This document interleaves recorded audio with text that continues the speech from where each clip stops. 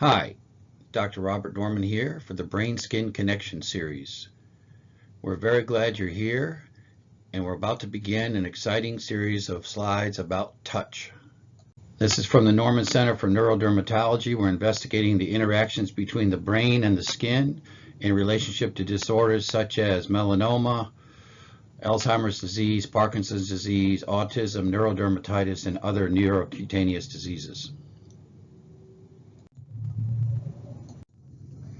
What is our goal here is to translate skin-brain research into effective behavioral strategies that prevent disease, promote healing, provide treatments, and enhance well-being across the lifespan. Touch is the primary brain-skin connection. How does the skin communicate with the brain through the sense of touch?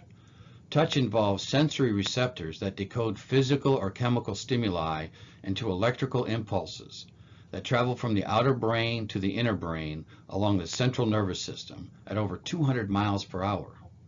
Touch receptors can identify changes in pressure, pain, heat, and cold. They are located in every part of the skin, with the hands, face, and mouth having the most.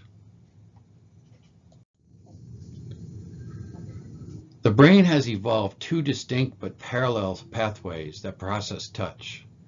The sensory pathway is the first one, linking the skin to the primary somatosensory cortex. This is the region of the brain that decodes touch.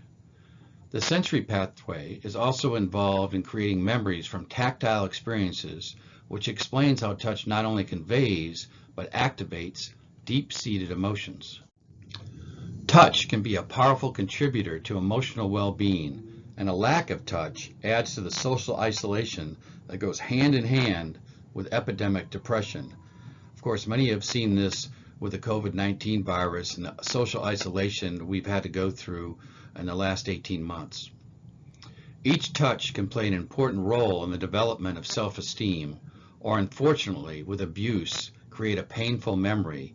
One of the things I will be talking about in the next slideshow. Why are certain touches experienced differently depending on the person or context of the interaction?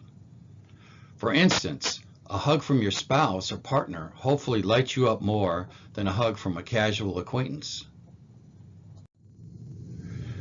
Second pathway I'd like to talk about is the neuroendocrine pathway. This connects the brain with the skin and is a hormonal. The brain pathway signals the brain to release oxytocin, the love hormone, and is associated with social bonding and sexual pleasure. It also is a mechanism that creates the feedback loop of stress-related skin conditions like eczema or atopic dermatitis, psoriasis, melasma, and alopecia or hair loss, which is first triggered through the mast cells of the skin. As we age, the skin loses ability to decode touch. Each year following adulthood, we lose 1% of our tactile sense as the density of nerve endings in the hands and feet decrease. The nerves die off and they don't come back. The insulating material in the brain, called myelin, also coats nerve fibers in the skin. And as we age, myelin naturally breaks down, and the information that transfers from the skin to the brain along the two pathways moves more slowly. What about aging skin and touch? This is one of the reasons that the elderly are prone to falling. Their brain is getting less information from the soles of the feet. A loss of touch perception also affects the elderly in other ways, especially those who are in bed for sustained periods of time. Because their brain does not receive the message of touch, it doesn't prompt them to move or turn in their beds, creating injuries and infections, including pressure ulcers.